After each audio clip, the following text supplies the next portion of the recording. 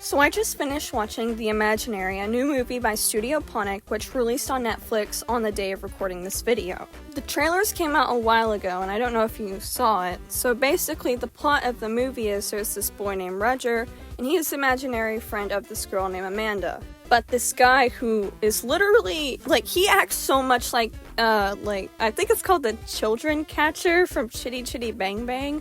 He literally acts like that dude, and he is so creepy. But anyway, he was trying to kill Roger, basically. Now, I've only seen one other of Studio Ponoc's films, and that is MaryandtheWitch'sFlower, which I recommend, and it is on Netflix, so you can just go watch it on there as well. Since I'd already seen one of their films, and I thought it was pretty good, and the animation was amazing, I was really hyped for this movie. And now, here I am to talk about it. I do just think that it's funny, though, that this is the year for imaginary friend movies. There was that one imaginary movie that I think Blumhouse made it, and then there's that If movie, which I don't know if that's even come out yet. But anyway, first thing I want to touch up on is the animation, which was beautiful. I was really excited from the trailers. It looked awesome. And the movie did not disappoint. The characters are so fun whenever they move around, and there's just so much personality. And it's very cartoonish in some places, kind of like Looney Tunes, I guess. It was fun. And the 2D characters never looked weird and out of place whenever there were 3D elements involved.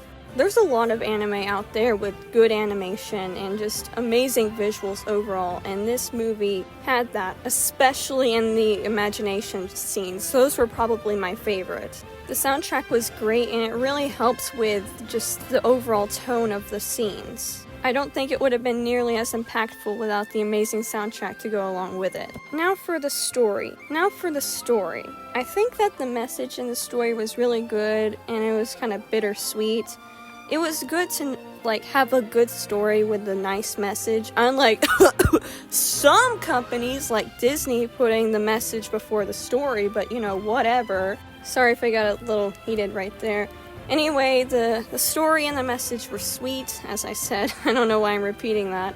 The characters were all pretty good, and, it was just, I was happy for them when good things happened to them, and whenever, I'll just say something bad happened to Amanda, and I was just shocked, and I was not expecting it. That came as a total surprise. From the trailer, I guess you could have seen it coming. I don't know, I really didn't. I would never have guessed that. My thoughts are also kind of scatterbrained, so sorry if I don't sound very composed during this video. Now I will be getting to some spoiler territory, because there are some questions I have for this film, and it was just kind of confusing. So here we go. There's this one imaginary friend named Emily, and she has been forgotten, but all imaginaries, whenever they are forgotten by the people who created them, this cat leads them to this library because there's so much imagination in a library because of people who write books. They have imaginations. And they need imagination to live. As Emily tells Roger, imagination is basically oxygen for them. But something happens, and it's a long story, but basically Roger and Emily, by the creepy guy who also looks like Dr. Eggman, he kills Emily, and then when Roger tries to talk about it to another imaginary friend he knows, the imaginary friend guy is like, "Oh, who's that?" Not even the cat, Zinzan, that's his name, who was there to see her die, remembered her, but Roger did, and I was so confused. But then I thought, oh, well, maybe it's because they don't have something of Emily's, because Emily gave Roger her goggles. So maybe Roger can only remember her because he has the goggles. But later at the end of the movie, he doesn't have the goggles, and yet he still somehow remembers her. So I'm not exactly sure how, maybe he still has them and just isn't wearing them, I'm not exactly sure, but that's just kind of confused me a bit. Also, old imaginary friends who have been forgotten have jobs, and they have to go be just one-time imaginary friends for these kids who need imaginary friends. But one of the imaginary friends gets turned into, a panda because that's the person the kid imagined.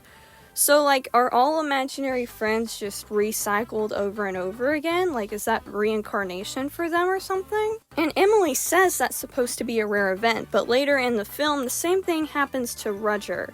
And like, it just happens so fast. He hardly does anything with the kid he's having the little fantasy with, and he just becomes their full-time imaginary friend.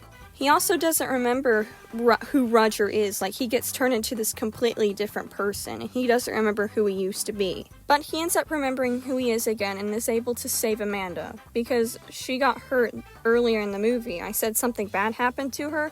She literally got hit by a car because they are running away from the Dr. Eggman dude. But don't worry, she's okay. She's fine.